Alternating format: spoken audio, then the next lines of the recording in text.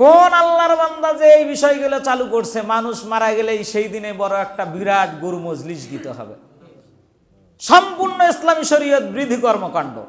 এগুলো যারা খায় ওইটাও সমাজের মধ্যে নিকৃষ্ট ব্যক্তি। এই প্রথা দূর করেন। খবরদার, কেউ মারা গেলে ওই শোক সন্তব্য পরিবারের কোনো এই ধরনের কার্যকলাপ করাই যাবে না।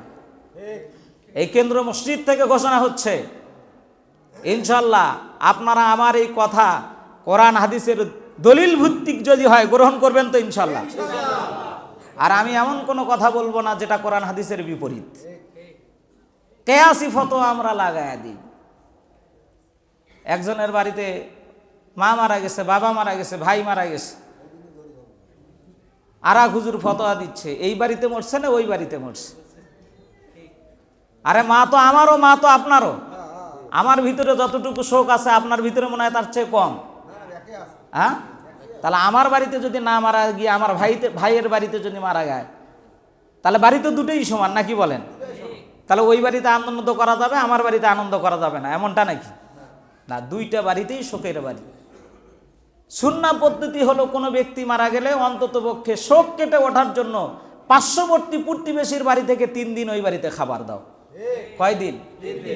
সে খাবার দেওয়ার খোঁজ খবর নাই, বরঞ্চ ওই বাড়িতেই আজকে একটা গরু ভাগ বাটা করে 20,000, 50,000, 1 লক্ষ টাকা দিতে হবে, দিয়ে একটা একেবারে সমান তালে, যারা নামাজও পড়ে না, যদি রাত 8টা 10টার সময় জানাজা হয়, এশার সালাত বাদ জানাজায় শরীক হয়ে আগে পেট পূজা করতে হবে ওখানে। সর্বনাশ, কি কপাল পরা হতভাগা মুসলমানের জাতি আজকে আমরা রূপান্তরিত হয়েছি। ইসলামের বালাই নাই, মনে করছি যে দুনিয়ায় আমার কাছে সবকিছু মজার স্থান।